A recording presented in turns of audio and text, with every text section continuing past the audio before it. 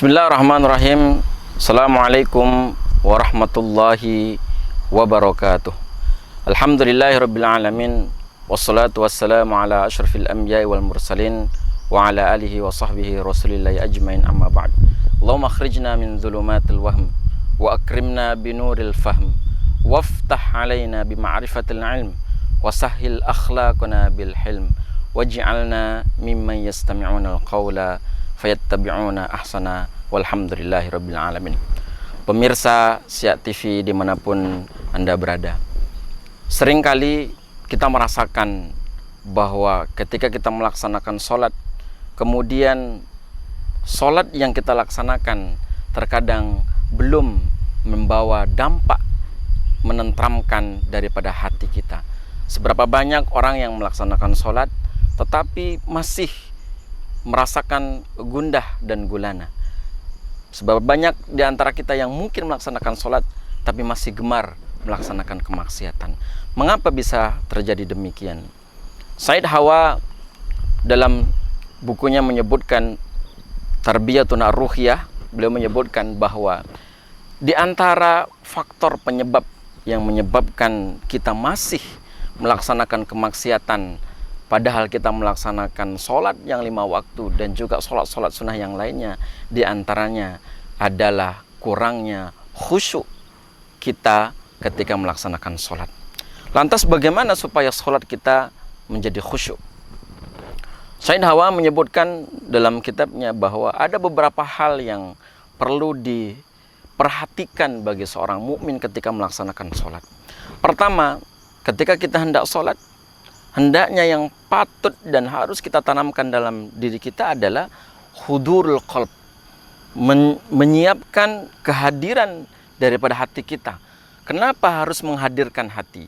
Karena orang yang hadir, hatinya hadir, pada saat itu dia akan mengetahui petuah orang tua-tua kita dulu bahwa ketika kita hendak menebas, hendaknya kita sadar, hendaknya kita ingat bahwa apa yang kita pegang itu adalah sebilah parang. Jangan sampai ketika kita menebas dalam semak, kita tak sadar bahwa kita sedang memegang parang, maka parang itu yang akan menebas daripada bagian anggota tubuh kita. Begitu juga dengan sholat. Maka sholat, agar sholat kita bisa khusyuk, pertama kali harus menghadirkan daripada hati kita. Hudurul qalb, menghadirkan hati. Ketika kita hadir bahwa saat ini yang kita lakukan adalah kita sedang menghadap kepada Zat yang Maha Kuasa, yang hidup dan mati kita ada dalam genggamannya.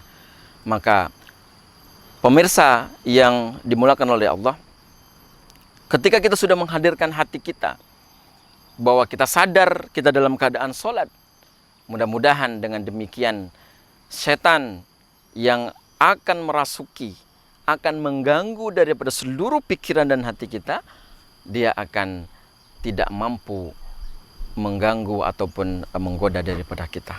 Karena memang begitulah tabiat syaitan. Ketika kita sudah takbiratul ihram, Allahu Akbar, pada saat itu syaitan akan mulai mewaswaskan dalam telinga dan benak pikiran kita. Uzkur kadza, kata baginda Nabi SAW, ingat ini, ingat itu. Sehingga apa yang mungkin di luar sholat kita tidak ingat, ketika kita sholat kita akan ingat. Namun dengan senantiasa menghadirkan hati kita, Allah akan berikan ketetapan hati kita, kita sadar bahwa kita sedang dalam keadaan sholat. Kemudian yang kedua, agar sholat kita bisa menjadi khusyuk, tentunya ada sifat khauf dalam diri kita. Apa itu khauf? Sifat khauf adalah perasaan takut. Kenapa kita harus menghadirkan rasa takut dalam sholat ketika kita menghadap kepada Allah? Karena kita yakin yang kita hadapi itu adalah bukan makhluk seperti kita. Walillahil masalul a'la.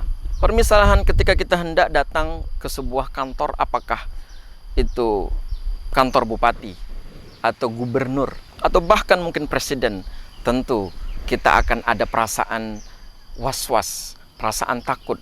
Kalau nanti ketika kita datang, kita tidak diterima. Tentunya dengan ketakutan tersebut kita akan menjaga pakaian kita. dengan mengenakan pakaian yang baik-baik. Kemudian ketika kita sampai, kita ikuti protokoler yang sudah diatur dalam tempat tersebut. Kemudian ketika kita bicara, tentu kita harus bicara dengan baik. Di antaranya menghargai. Jangan sampai ketika kita berbicara dengan bupati atau berbicara dengan gubernur ataupun presiden, kemudian kita memalingkan muka. Tentu ini tidak akan baik dalam kondisi berbicara. Ada perasaan takut kalau seandainya orang yang kita ajak bicara itu akan tersinggung. Walillahil masalul a'la. Tentunya ketika kita berkomunikasi dengan Allah Subhanahu wa taala dalam salat, ini jauh lebih harus merasa dalam diri kita tanamkan perasaan takut. Takut kalau seandainya Allah sudah berikan kepada kita seluruh kenikmatan yang begitu banyak. Allah berikan kepada kita kenikmatan yang begitu besar. Ternyata ketika kita berbicara dengan Allah, ketika kita komunikasi dengan Allah, justru Allah malah menjadi murka. Allah akan murka. Kenapa? Karena ketika kita berkomunikasi dengan Allah, kita tidak sopan. Alangkah bahayanya kalau ketika Allah murka saat ketika kita berkomunikasi dengan Allah Subhanahu wa taala, ternyata kita tidak menghargai, tidak ada perasaan takut kita kepada Allah Subhanahu wa taala, Allah akan cabut nikmatnya.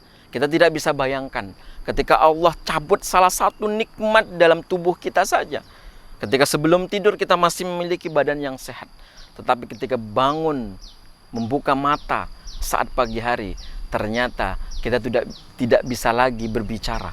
Lidah kita sudah kaku karena mungkin salah satu urat saraf dalam otak kita sudah dicabut oleh Allah Subhanahu wa taala.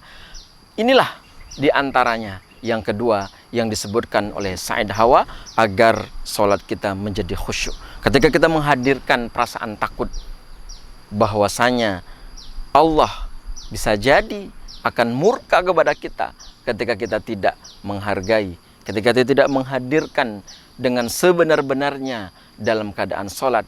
Ini yang bisa mengkhawatirkan kepada kita. Pemirsa Syiah TV yang dimuliakan oleh Allah Subhanahu wa taala. Kemudian yang ketiga, dari bagaimana agar sholat kita menjadi khusyuk adalah dengan perasaan roja. Apa itu roja? Roja adalah merasa berharap kepada Allah Subhanahu wa taala. Berharap kepada Allah Subhanahu wa taala ini sudah menjadi kewajiban bagi seorang mukmin. Ketika kita melaksanakan sholat, berharap, apa yang kita harapkan kepada Allah Subhanahu wa taala? Tentunya yang paling pertama kali adalah berharap agar Allah Subhanahu wa taala menerima daripada sholat yang kita lakukan. Ketika kita sudah berharap kepada Allah agar sholat kita diterima, maka mudah-mudahan Allah akan mengijabah.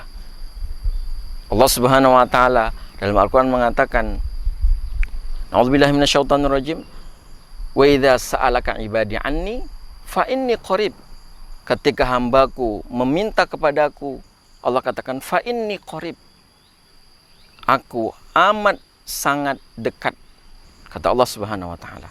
Dekat di sini tentunya bahkan dalam sebuah hadis mengatakan bahwa Allah itu lebih dekat daripada urat nadi kita. Apapun yang kita harapkan, apapun yang kita minta kepada Allah Subhanahu wa taala dengan merasa bahwa kita butuh dengan Allah. Perasaan roja, butuh kepada Allah. Bahwa ketika Allah sudah berikan seluruh kenikmatan kita, kita butuh dengan kasih sayang Allah. Kita sudah melaksanakan perbuatan dosa, kemaksiatan yang begitu banyak sekali. Dan kita sangat butuh kepada ampunan dan juga pertolongan dari Allah Subhanahu wa taala. Kalau perasaan butuh ataupun roja mengharap kepada Allah Subhanahu wa taala kita hadirkan dalam diri kita, mudah-mudahan kita akan sholat dengan sedikit khusyuk, walaupun kata khusyuk di sini memang masing-masing kita berbeda dalam hal ini. Pemirsa Syiah TV yang dimuliakan oleh Allah Subhanahu wa taala.